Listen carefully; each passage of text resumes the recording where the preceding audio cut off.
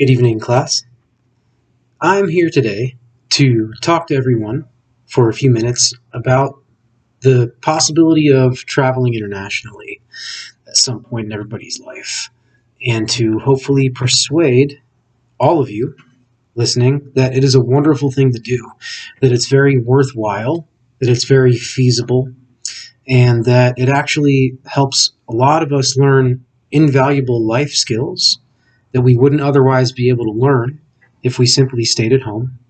And it actually makes us be able to take these skills that we learn traveling and bring them back home and make us better citizens as we reintegrate ourselves back into our own society. Sticking with some introductory information still, I would like to propose two possible ideas that we'll discuss in greater detail about why people don't travel as much as they could. One hurdle seems to be in people's minds that they've blown up costs in their own heads and think that they are higher than they actually are compared to doing things domestically. There are also issues of other potential hurdles people think that exist that are made much out to be much harder in their heads than they really actually are. And we will talk about some of those. I myself, before moving into some more content of the information tonight, would just like to say that I do consider myself a professed expert in this. From 2009 to 2013, I actually spent all those years working for 3 different cruise lines. I traveled to about 100 different countries in those 4 years. Particularly in 2010, I was in Europe more than I was actually in the United States. 5 continents, except for Australia and Antarctica. Those are the only 2 I have not been to. Countless overnights all over the world in Turkey, Denmark, Quebec City, Quebec, Panama City, Panama during Carnival, Lima, Peru. I've wandered around all those cities all night through the streets with coworkers before. I've traded my shoes in Nicaragua to a kid that didn't have any for an apple. I've been all over the world. Not to brag, I had to start keeping a diary on my computer because it got so crazy.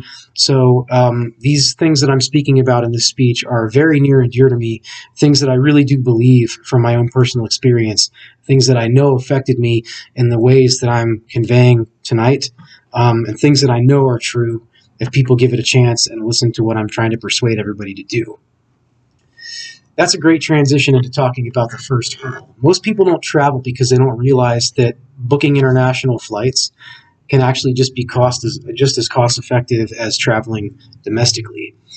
There's much information between Kayak and Priceline, for example, that show that for me personally, to go from Las Vegas to Pittsburgh and back round trip for the holidays, for example, is only actually about $50 to $100 less than traveling to a place like Playa del Carmen, Mexico, for a few days for a vacation.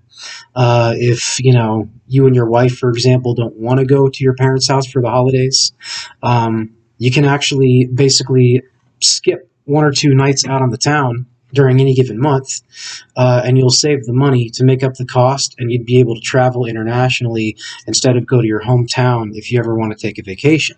That information regarding how much people spend out on the town can be found all over the internet. There's a particular great source by a gentleman with the last name Komen, who I looked up, who showed that information about the average basically date night for an American couple.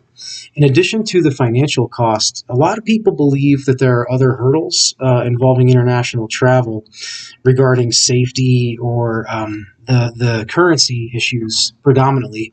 Those are the things that I heard about a lot while I was traveling. In a lot of places that people go, especially from the United States, there are resorts where people sometimes don't even leave the resort property, which means it couldn't be any safer. I myself had an armed guard with an automatic weapon on my tour bus when I went to see the pyramids in Giza, Egypt, and the Sphinx. There was definitely no way anything was ever going to happen on our bus. It was perfectly safe. In addition, I learned through all my travels, I think I figured this out when I was in Barcelona, Spain, another great place to have overnights, by the way, that I was only paying a 3% foreign transaction fee to actually use my Chase debit card all over the world. So I never actually had to pay to exchange any currency, never actually had to worry about it. And a lot of people wouldn't if they traveled like that. You could simply swipe your debit card, and what most people don't know is a €200 purchase is actually only costing you a fee of €6. I think that's pretty good. Another issue that pops up sometimes when people think about traveling internationally is not really knowing the invaluable life skills that it teaches you and the ways that it will make you a better person. I know for myself, just trying to navigate around with taxi drivers that don't speak my language, you know, trying to go in and out of restaurants and bars in the dark in foreign countries, nowhere to go, nowhere not to go to be safe. It definitely teaches you life skills that you can't get while just staying in your own comfort zones.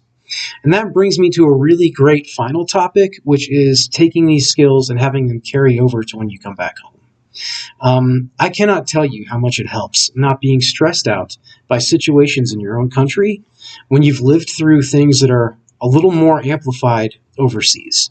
It's a lot easier at 1 o'clock in the morning to have an Uber driver get you to your house when you're only a few miles away, even if you've been drinking, when you've had to do it in a strange city in an Asian country on the other side of the world with a cab driver that may have never seen an American and certainly has never spoken English in his life.